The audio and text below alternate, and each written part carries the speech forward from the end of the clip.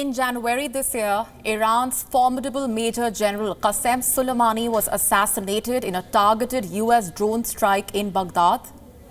In November, Iran's topmost nuclear scientist Mohsen Fakhrizadeh has been assassinated. This time, the killing has taken place on Iranian soil. Fakhrizadeh was killed in an ambush near the capital Tehran. No one has claimed responsibility. The US government and Israel have both denied to make any comment, but Iran is preparing for a retaliation nonetheless. It has vowed revenge. Our next report tells you more.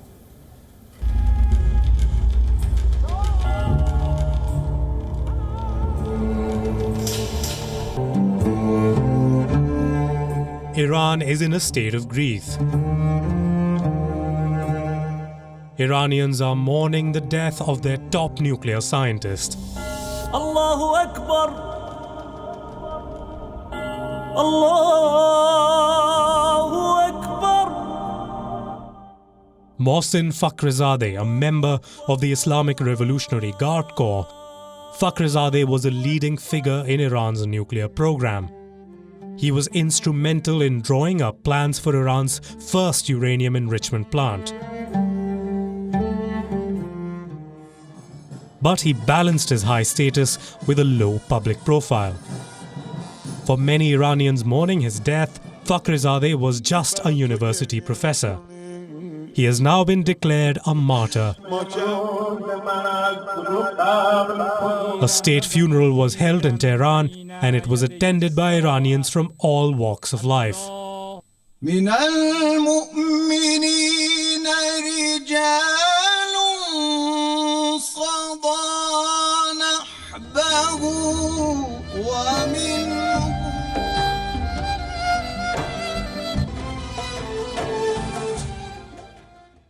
On the 27th of November, Fakhrizadeh was assassinated in an ambush near Tehran. Reports say he was shot 3 times by a remote-controlled machine gun. The gunfire lasted for 3 minutes, after which a Nissan laden with explosives was set off in close proximity. The killing in broad daylight on Iranian soil has sent shockwaves across the country. The Iranian state media says weapons used in the killing were made in Israel, and the Iranian leadership has also blamed Israel for the assassination. Iran's President Hassan Rouhani has vowed revenge. Iran's enemies should know that the people of Iran and officials are braver than to leave this criminal act unanswered. In due time, they will answer for this crime. There is also anger on the streets. Hundreds of young Iranian students are protesting across the country. They are burning American and Israeli flags. They are calling upon their leaders to retaliate at the earliest.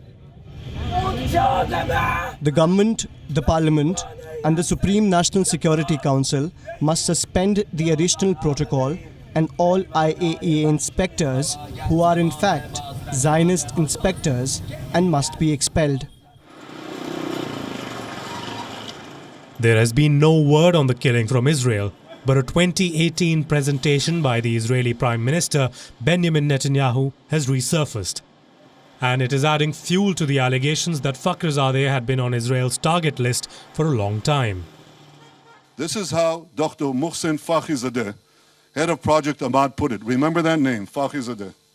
So here's his directive. It's right here. And he says, the general aim is to announce the closure of Project Ahmad, but then he adds, special activities, you know what that is, special activities will be carried out under the title of scientific know-how developments. Meanwhile, in the US, the White House, the Pentagon, the US State Department, and the CIA have all declined to comment on the killing. So has US President-elect Joe Biden's transition team.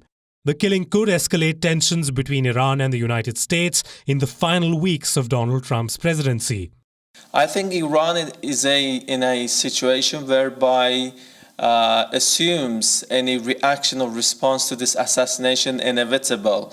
Because if it doesn't respond, it will make the other side to advance further.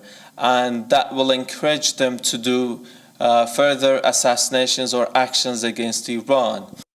First, Qasem Soleimani, now Mohsen Fakhrizadeh. Iran has lost 2 of its topmost officials in targeted attacks. The implications could be severe.